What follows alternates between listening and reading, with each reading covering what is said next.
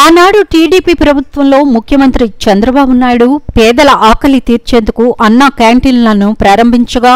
అధికారంలోకి వచ్చిన జగన్ క్యాంటీన్లను మూసివేసి పేదల కడుపు కొట్టారని రాష్ట్ర జలవనరుల శాఖ మంత్రి నిమ్మల రామానాయుడు అన్నారు. జగన్ ప్రభుత్వం అన్న క్యాంటీన్లను మూసివేసిన రోజు నుంచే పాలకొల్లులో మంత్రి రామానాయుడు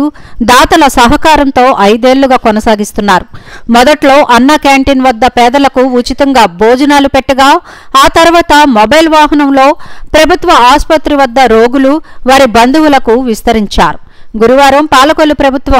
ఆసుపత్రి వద్ద పేదలకు స్వయంగా మంత్రి రామానాయుడు భోజనాలు వడ్డించారు. పేదవాళ్ళ కడుపు నింపాలనేటువంటి ఆలోచనతో 5 రూపాయలకే ఆ రోజు ఉదయం టిఫిను, 5 రూపాయలకే మధ్యాహ్నం భోజనం, 5 రూపాయలకే సాయంత్రం భోజనం, అంటే 15 రూపాయలు పెడితే రోజంతా కూడా పేదవాడి కడుపు నింపేటువంటి అన్నా క్యాంటీన్ని ఆ రోజు చంద్రబాబు నాయుడు గారు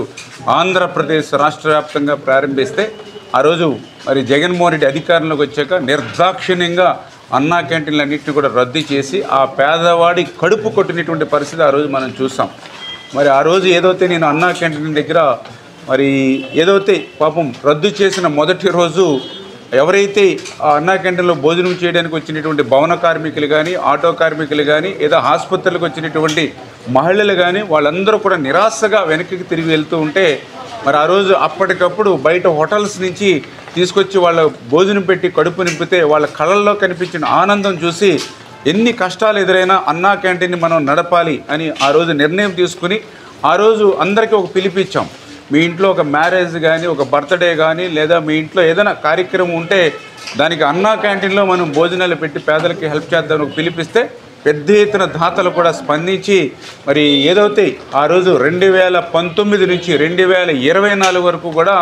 కంటిన్యూగా పాలకొల్లులో అన్నా క్యాంటీన్ నడపడమే కాకుండా మళ్ళీ 2వ అన్నా క్యాంటీన్ ఏదైతే మరి మొబైల్ ద్వారా ప్రభుత్వ ఆసుపత్రి దగ్గర కూడా ఎవరైతే ఇక్కడ పాపం పేషెంట్ల తాలూకా బంధువులు ఎవరైతే ఉంటారో వాళ్ళు, ఎందుకంటే ఎక్కువ మహిళలు ఎక్కువ మంది ఉంటారు పేషెంట్కి అసిస్టెంట్ అనేవాళ్ళు, ఎందుకంటే భర్త ఉన్నా భార్య ఉంటుంది,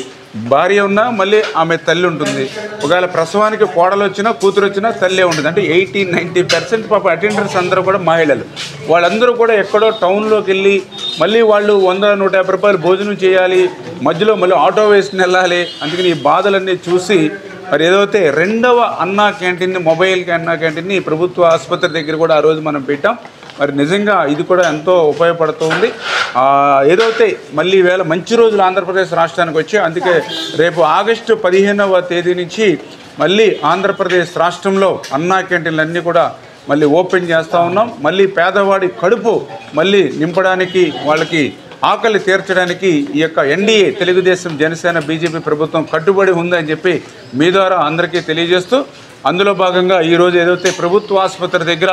మరి గత 5 సంవత్సరాల నుంచి నిర్వహిస్తున్నటువంటి అన్నా క్యాంటీన్లో మరి ఈరోజు భోజనాలు వడ్డించడం నాకు కూడా సెల్ఫ్ సాటిస్ఫికేషన్, వ్యక్తిగతంగా కూడా అందులో భాగస్వాములు అవడం నాకు కూడా చాలా సంతోషంగా ఉందని చెప్పి తెలియజేస్తాం.